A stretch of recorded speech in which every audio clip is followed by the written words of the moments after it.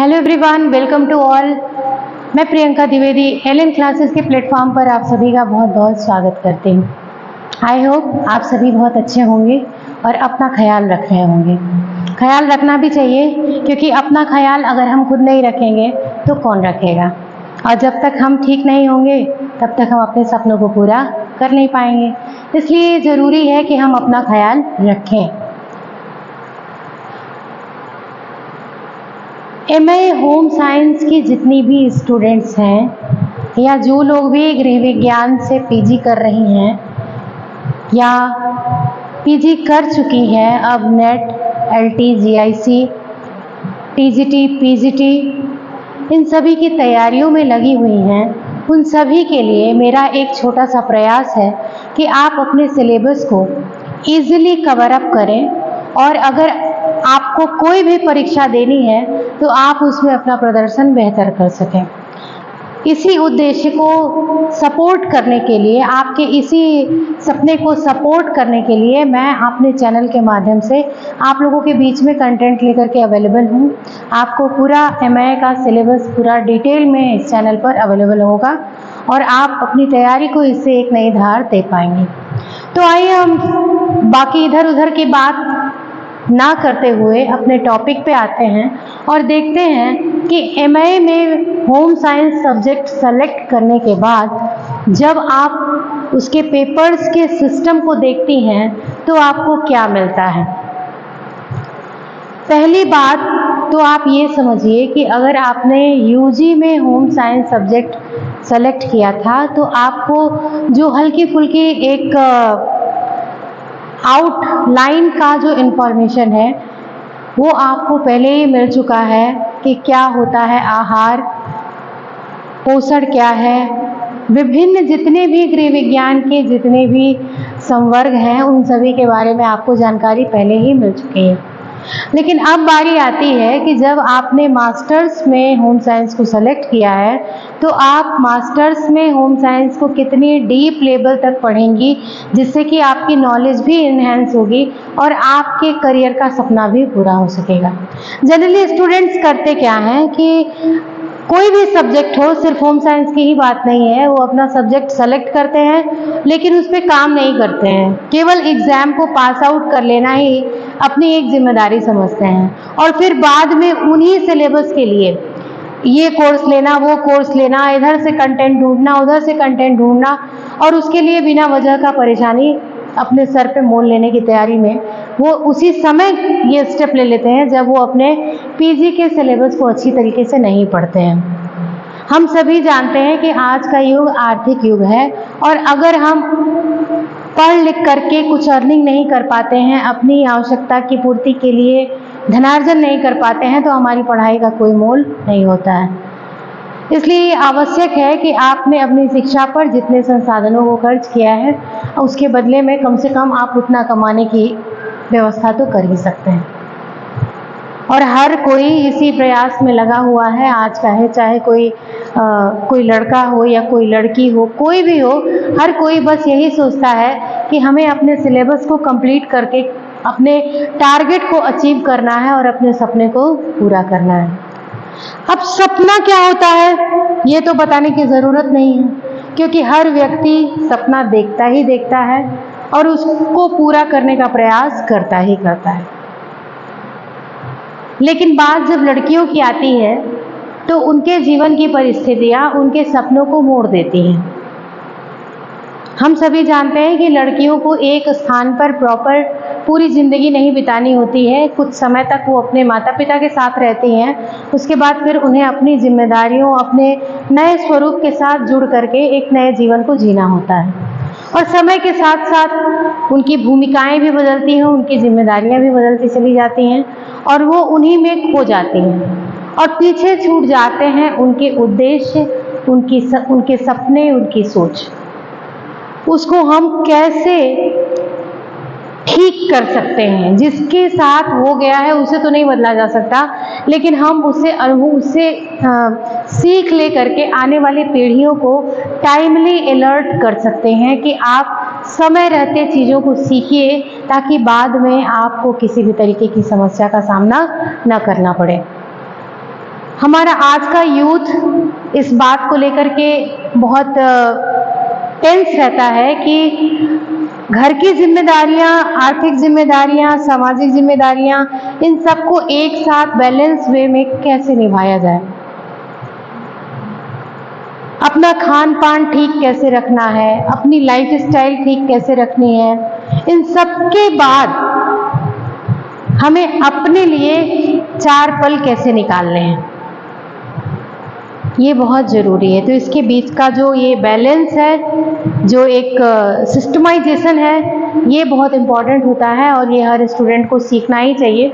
और जब बात होम साइंस की आती है तो होम साइंस के स्टूडेंट के लिए ये सारी बातें बिल्कुल आसान हो जाती हैं, क्योंकि आपको आपके सब्जेक्ट के माध्यम से सिखाया ही यही जाता है कि आप अपने संसाधनों का सदुपयोग कैसे करें, उनका मैनेजमेंट कैसे करें और अपने उद्देश्यों की पूर्ति के लिए आप उनका प्रयोग किस प्रकार करेंगे।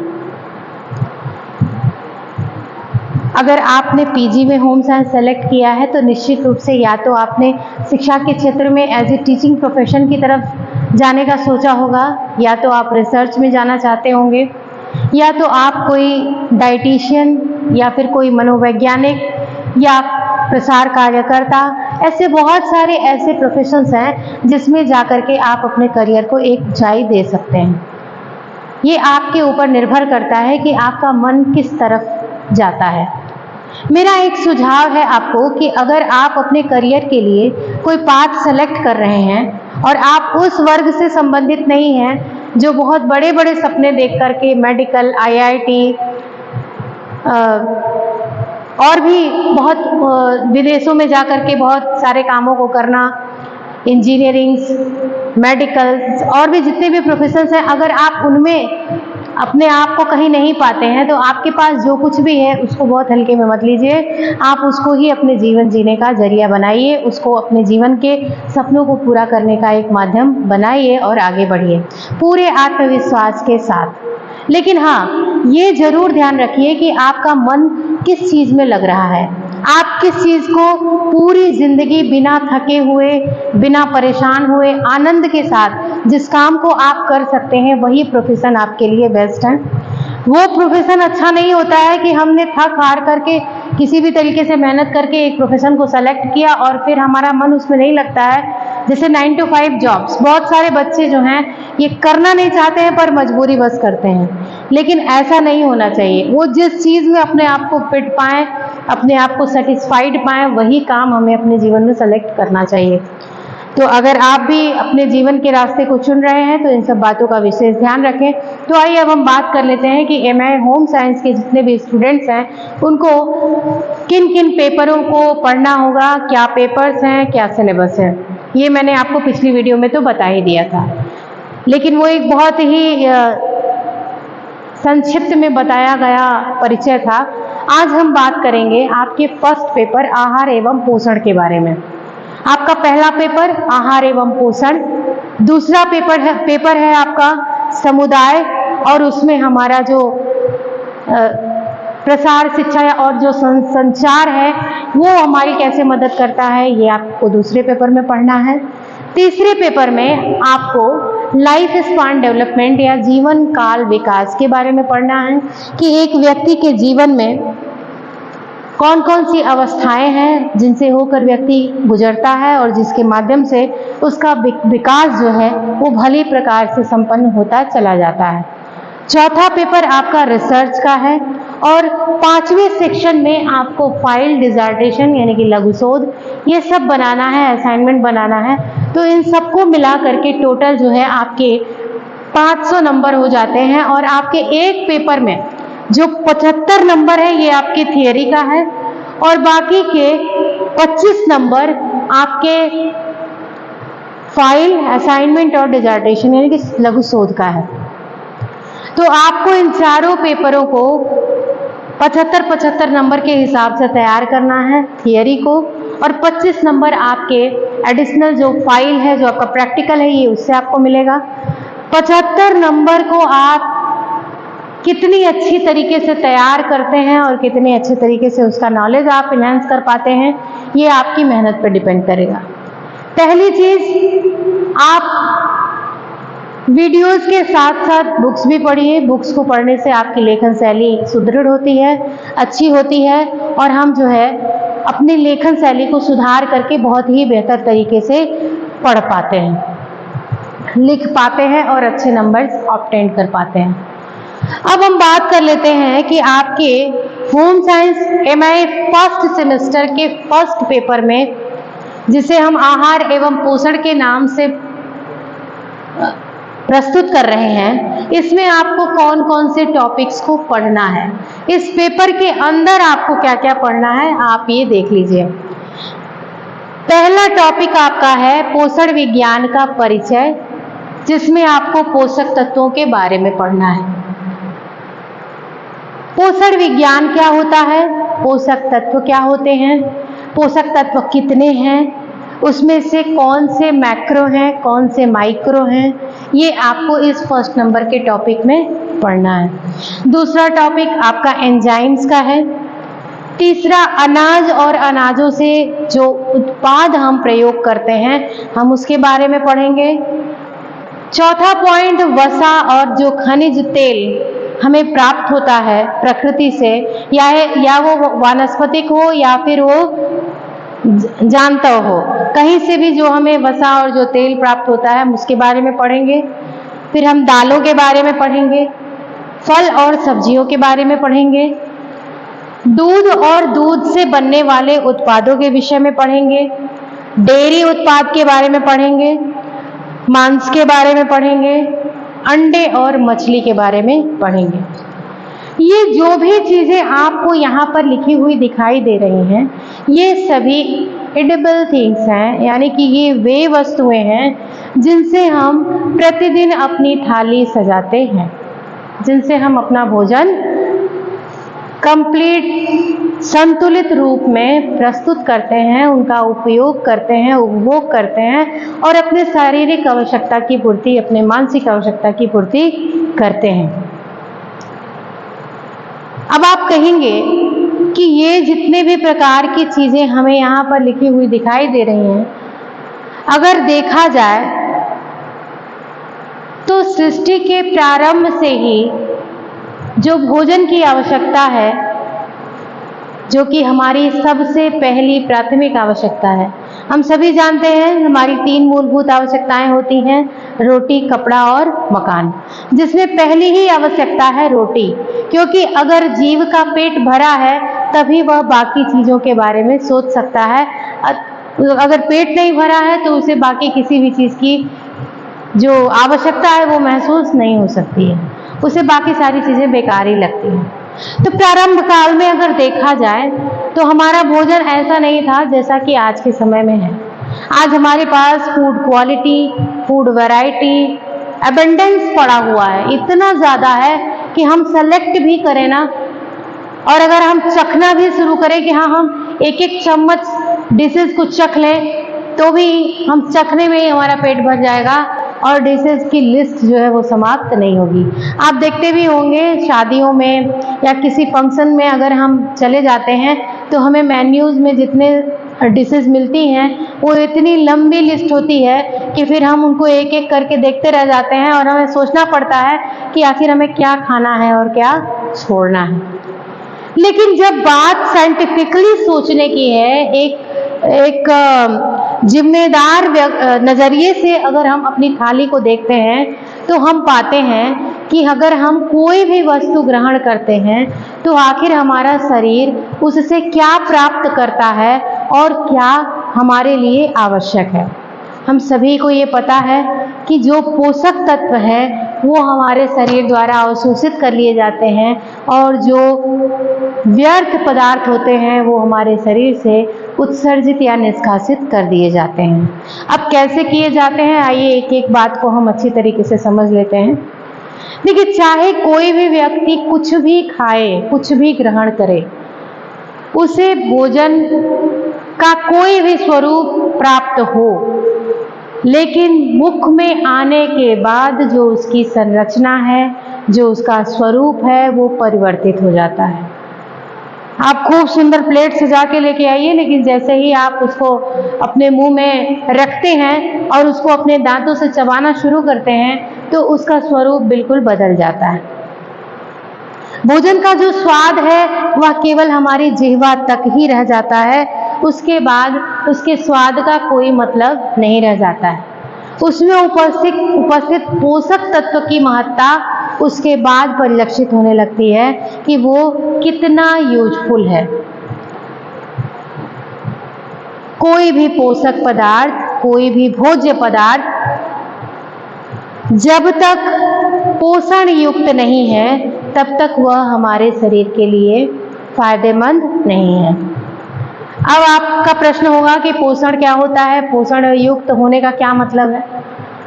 हमारा शरीर केवल 6 प्रकार के पोषक तत्वों को ही एक्सेप्ट करता है। चाहे आप कुछ भी खा लीजिए, आपकी थाली से केवल और केवल 6 प्रकार के पोषक तत्व ही अवशोषित किए जाते हैं। Carbohydrate, protein, fat, vitamin, minerals, जल, और 7वां पदार्थ होता है रफेज या रेशा, जिसे हम फलों और सब्जियों से प्राप्त करते हैं। केवल यही हमारा शरीर एक्सेप्ट करता है। इसके अतिरिक्त हमारा शरीर बाकी किसी भी प्रकार की भोज्य वस्तु को एक्सेप्ट नहीं कर पाता। अब यहीं पर आपके इस पेपर के टाइटल में ही लिखा गया है आहार एवं पोषण। सबसे पहले तो मैं आहार और पोषण के बीच के डिफरेंस पे बात करूंगी कि आहार क्या होता है और पोषण क्या होता है। आहार वह है जिससे हम अपने भूख को शांत करते हैं, अपने स्वाद की भूख को शांत करते हैं। जो कुछ भी हम खाते हैं वो हमारा क्या हो गया? आहार हो जाता है।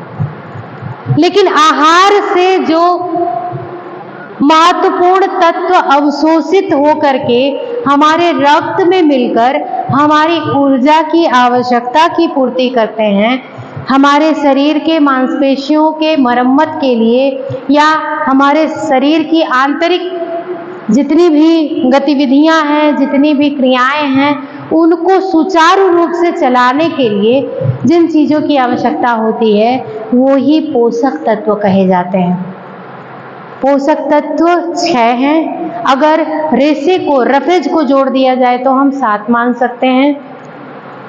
6 कौन कौन से हैं? कार्बोहाइड्रेट, प्रोटीन, वसा, आपका मिनरल्स, फैट, जल, ये आपके पोषक तत्व हैं, जिनमें से कार्बोहाइड्रेट, प्रोटीन और वसा, ये 3 दीर्घ मात्रिक पोषक पदार्थों में आते हैं और हमारा मिनरल और विटामिन्स ये हमारे सूक्ष्म मात्रिक पोषक तत्वों में आते हैं। दीर्घ मात्रिक पोषक तत्वों की आवश्यकता हमारे शरीर को अधिक होती है क्योंकि उन्हीं पर हमारे पूरे शरीर की जो संरचना है, जो क्रियाविधि है, ये पूरी तरीके से निर्भर होती है। लेकिन ऐसा नहीं कहा जा सकता कि दूसरे प्रकार यानी कि जो सूक्ष्म मात्रिक तत्व हैं उनकी महत्ता कम है। वो भी उतने ही महत्वपूर्ण है जितने कि दीर्घ मात्रिक तत्व महत्वपूर्ण है। दोनों ही हमारे शरीर की आवश्यकताओं की पूर्ति मिल करके करते हैं। एक की भी अगर अधिकता हो जाए या कमी हो जाए तो हमारे शरीर का बैलेंस बिगड़ जाता है और हम रोगों की तरफ बढ़ जाते हैं। हमें विभिन्न प्रकार की परेशानियों का सामना करना पड़ता है।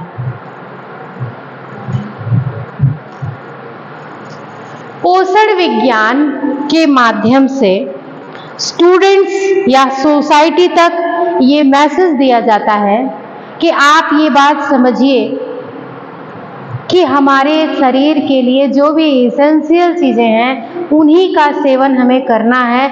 जो चीज़ें हमारे शरीर को नुकसान पहुंचा रही हैं हमें उनसे दूरी बनानी है।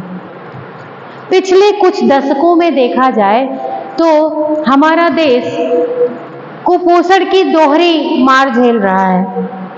कुछ लोग ऐसे हैं जिनको 2 वक्त की रोटी भी नहीं मिल पा रही है, और कुछ लोग ऐसे हैं जो खा खा के मर रहे हैं, ओबेसिटी से मर रहे हैं, ओवर न्यूट्रिशन से मर रहे हैं, और कुछ ऐसे हैं जिनको 1 वक्त का खाना भी प्रॉपर नहीं मिल रहा, जिसकी वजह से ये जो असंतुलन व्याप्त हुआ है उसने ही कुपोषण की दोहरी मार से भारत को परेशान करके रखा हुआ है। इसका समाधान क्या है, ये मैं आपसे क्यों कह रही हूं, ये मैं आपको क्यों बता रही हूं? ये मैं आपसे इसलिए कह रही हूं क्योंकि एक समाज की सबसे छोटी इकाई उसका परिवार होता है, और परिवार की जो सबसे महत्वपूर्ण इकाई होती है वो उस परिवार की गृहिणी होती है, या वह व्यक्तित्व जो परिवार के सभी सदस्यों के खान पान का पूरा ख्याल रखता है, वह जो है उस परिवार के स्वास्थ्य, उनके विकास, उनकी आवश्यकताओं की जिम्मेदारी के लिए जवाबदेह होता है। चूंकि आप एक महिला हैं, आप एक लड़की हैं, आप अपने घर में कुकिंग करती हैं, खाना बनाती हैं, तो निश्चित रूप से आप इस बात का ख्याल रखती होंगी कि किसे क्या पसंद है। आपकी अवस्था में जनरली बच्चे जो हैं वो टेस्ट बेस्ड रहते हैं, यानी कि टेस्ट पर डिपेंडेंट रहते हैं कि लोगों को अच्छा स्वाद मिल सके। लेकिन अब आज के समय की मांग कहती है कि हमें केवल स्वाद पर निर्भर नहीं रहना है, बल्कि हमें अपने स्वास्थ्य के अनुरूप ही अपने पोषण को पूरा करना है, और यह गृहिणी के माध्यम से ही पूरा होगा।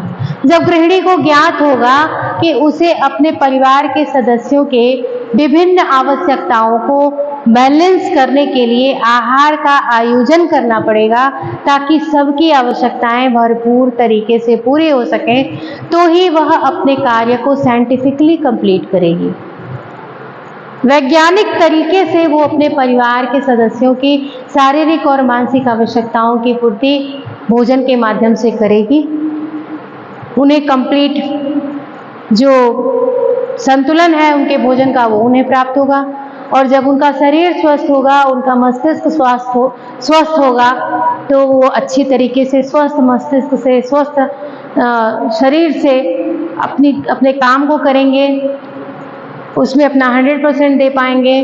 और जब काम करके अपना 100% देंगे तो उनका 100% काम करना ही हमारे देश के विकास के लिए नींव की ईंट का काम करता है। तो सबसे बड़ी जिम्मेदारी अगर देखा जाए तो हमारे देश की गृहिणियों की बन जाती है कि वो पूरे देश को अच्छी तरीके से जो चलाने का काम करती हैं वो गृहिणियां ही करती हैं। लोग कहते हैं कि नेता देश चलाते हैं, प्रशासन देश चलाता है, व्यवस्थाएं देश चलाती हैं, लेकिन अगर इसको देखा जाए तो एक नज़रिया, एक पक्ष यह भी कहता है कि देश की गृहिणियां ही देश चला रही हैं, लड़कियां ही देश चलाती हैं। कैसे? क्योंकि वो घर में अपने घर के सदस्यों को काम करने के लिए, देश में काम के संतुलन को बनाने के लिए जो बेसिक एनर्जी का बैलेंस है वो घर की महिलाएं ही बना के रखती हैं, वही वो बैलेंस कर पाती हैं। तो उनकी भी जिम्मेदारी और उनका भी स्थान उतना ही महत्वपूर्ण है जितना कि अच्छी अच्छी पोस्ट पर बैठे हुए अधिकारियों का, अच्छे अच्छे ऊंचे ओहदों पर बैठे हुए व्यक्तित्व का है। तो हम कतई गृहिणियों को नकार नहीं सकते हैं कि उनकी जवाबदेही नहीं है, उनकी जिम्मेदारी नहीं है। आप सभी जानते हैं कि अगर हम किसी को कोई जिम्मेदारी देते हैं तो सबसे पहले ये ध्यान रखते हैं कि सामने वाले को उस कार्य के विषय में निपुणता प्राप्त हो। हम डॉक्टर को दिखाने जाते हैं तो सोचते हैं कि बेस्ट डॉक्टर को दिखाएं, जिससे कि जो मरीज की बीमारी है या जो समस्या है वो थोड़े से ही प्रयास में ठीक हो जाए।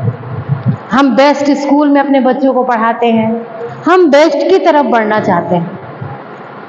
तो क्यों ना इस बेस्ट की शुरुआत हम अपने घर की रसोई से करें, क्योंकि घर की रसोई ही है जो सब कुछ बेस्ट कर सकती है, सब कुछ बेहतर कर सकती है।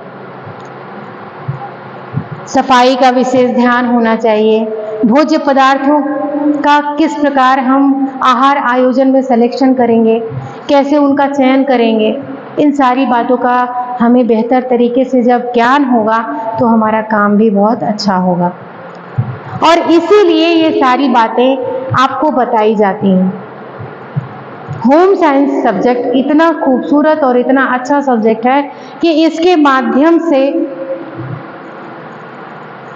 एक पंथ 100 काज की जो विचारधारा है वो परिपूर्ण होती दिखाई देती है। आप खुद ही देखिए, आप अकेली अगर घर की महिला कोई है, कोई गृहिणी है, उसके द्वारा अगर घर में सवेरे सवेरे सबकी नाश्ते की आवश्यकता समय पे पूरी हो रही है, पसंद का नाश्ता मिल रहा है, भोजन अच्छे से मिल रहा है, उसकी शरीर की आवश्यकता के अनुरूप मिल रहा है, कैलोरी इंटेक अच्छा है, क्वालिटी अच्छी है, आपका जो क्वांटिटी है उसका अबंडेंस है, तो दिन भर जो व्यक्ति की एनर्जी लेवल है वो मेंटेन रहेगा और उसका काम अच्छा होगा। अगर उसी के विपरीत देखा जाए कि अगर एक दिन सवेरे किसी को नाश्ता नहीं मिले तो उसका काम पूरे दिन डिस्टर्ब हो जाएगा, और वो डिस्टर्ब होगा,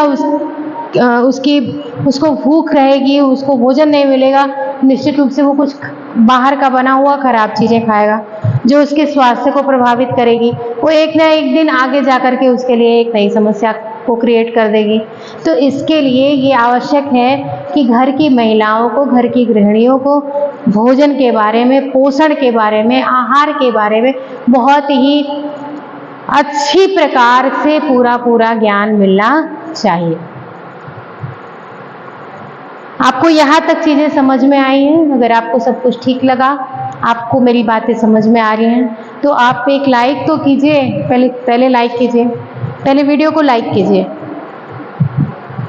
अगर आप लाइक करते हैं तो मुझे ये मोटिवेशन मिलता है कि आप तक मेरी बात पहुंच रही है और ये आपके लिए उपयोगी है।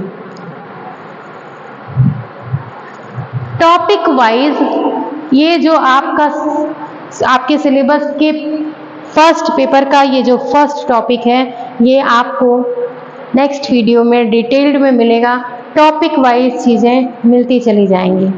अगर आपको अपने सिलेबस का, अपने सारे के सारे पेपर्स का नोट्स चाहिए, हैंड रिटेन नोट्स, तो आप मुझे मैसेज करिए। नंबर आपके डिस्क्रिप्शन बॉक्स में मेंशन कर दिया जाएगा, आप वहां पर मैसेज कर सकते हैं, आप हैंड रिटेन नोट्स मंगवा सकते हैं और आप वीडियोस के साथ साथ नोट्स से भी अपनी तैयारी मजबूत कर सकते हैं। अगर आपको वीडियोस अच्छी लगी हैं तो आप इसको लाइक कीजिए, चैनल को सब्सक्राइब कीजिए, अपने दोस्तों के साथ बांटिए और अपनी पढ़ाई को बेहतर तरीके से आगे लेकर के जाइए। आज के लिए बस इतना ही। Thank you very much.